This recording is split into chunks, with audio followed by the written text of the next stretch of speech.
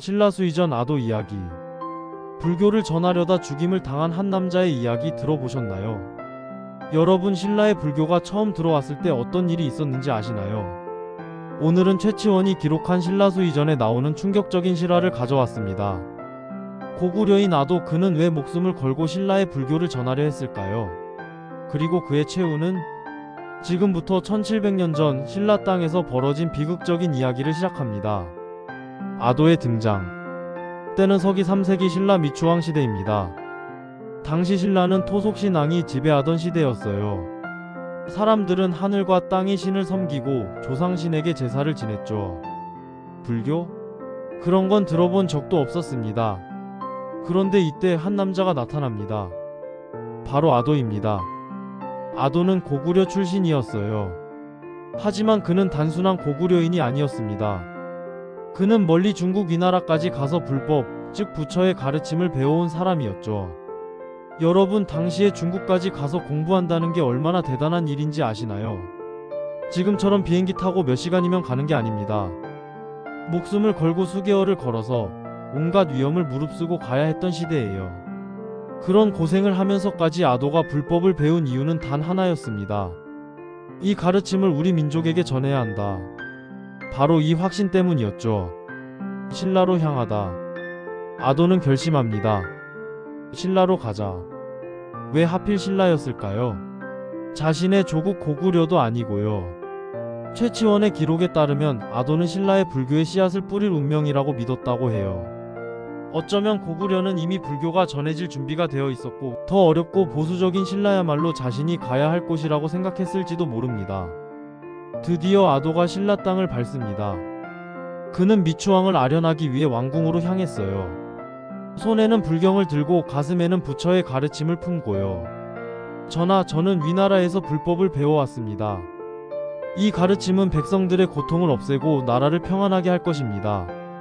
아도는 열정적으로 불교의 교리를 설명합니다.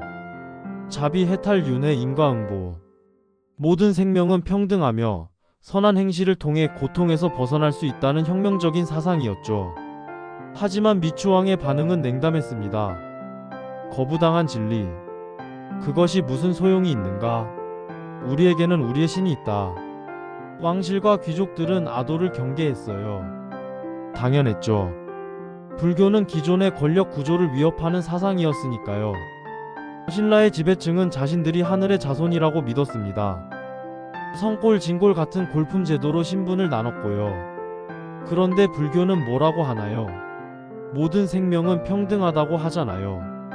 이게 지배층 입장에서는 얼마나 위험한 발상인지 아시겠죠? 더군다나 아도는 외부인이었습니다. 고구려 출신 중국에서 온 이상한 가르침을 전파하는 사람. 신라 사람들에게는 그저 수상한 이방인일 뿐이었어요. 아도는 포기하지 않았습니다. 왕궁에서 거부당하자 백성들에게 직접 다가갔어요. 시장에서, 마을에서, 길거리에서 불교를 가르치기 시작했죠. 여러분, 고통은 집착에서 옵니다. 집착을 버리면 평화를 얻을 수 있습니다. 처음에는 몇몇 사람들이 관심을 보였어요. 특히 가난하고 힘든 사람들이요. 하지만 곧 문제가 생깁니다. 비극의 시작. 신라의 무당들과 제사장들이 들고 일어난 겁니다. 저 자가 우리의 신을 모독하고 있다. 조상을 무시하고 있다. 종교 권력의 반발이 시작됐어요. 당시 무당과 제사장들은 엄청난 영향력을 가진 사람들이었거든요. 그들의 선동에 백성들도 동요하기 시작했죠. 저 사람 때문에 흉년이 들 것이다. 신들이 노하실 것이다. 아도에게 돌이 날아왔습니다. 욕설이 쏟아졌어요. 심지어 폭행까지 당했죠. 하지만 아도는 물러서지 않았습니다. 아니, 물러설 수 없었어요. 그는 이 가르침이 진리라고 확신했으니까요. 왕실에서는 회의가 열렸습니다. 아도를 어떻게 할 것인가? 신하들의 의견은 하나로 모아졌어요.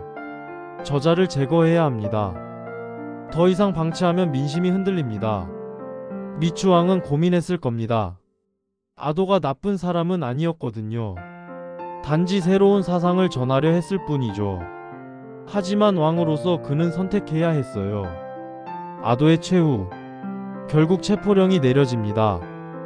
아도는 도망가지 않았어요. 그는 끝까지 불경을 손에 쥔 채 기다렸죠. 관군들이 그를 잡아갔습니다. 제목: 요망한 설교로 백성을 현혹했다는 것. 최치원의 기록에는 이렇게 적혀 있습니다. 아도는 끝내 죽음을 맞이했다. 구체적으로 어떻게 죽었는지는 기록되어 있지 않아요. 하지만 분명한 건 그가 불교를 전하려다 순교했다는 사실입니다. 여러분 상상해 보세요. 진리라고 믿는 것을 전하려다 목숨을 잃는 그 순간을요. 아도는 후회했을까요? 아니면 확신에 차 있었을까요? 최치원은 아도를 이렇게 평가합니다. 그는 너무 앞서 태어났다. 신라는 아직 불법을 받아들일 준비가 되지 않았던 것이다. 하지만 이야기는 여기서 끝이 아닙니다. 아도가 죽은 지 200년 후 신라 버풍왕 때 이차돈이라는 사람이 나타납니다. 그도 불교를 위해 순교하죠. 하지만 이번에는 달랐어요. 이차돈의 죽음을 계기로 신라는 마침내 불교를 공인합니다. 그리고 그로부터 신라는 찬란한 불교 문화를 꽃피우게 되죠. 석굴암 불국사, 황룡사, 구층 목탑.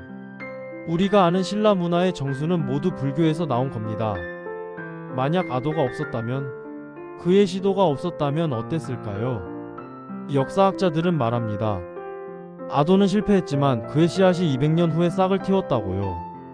이차돈의 순교도 신라의 불교 공인도 모두 아도가 뿌린 씨앗에서 시작된 거라고요. 최치원이 이 이야기를 기록한 이유는 뭘까요? 아마도 이런 메시지를 전하고 싶었을 겁니다.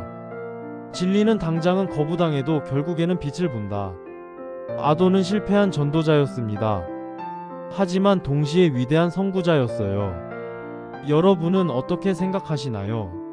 아도의 선택이 옳았을까요? 목숨을 걸 만한 가치가 있었을까요? 댓글로 여러분의 생각을 들려주세요. 구독과 좋아요는 콘텐츠 제작에 큰 힘이 됩니다. 다음 영상에서 더 흥미로운 역사 이야기로 찾아뵙겠습니다. 감사합니다.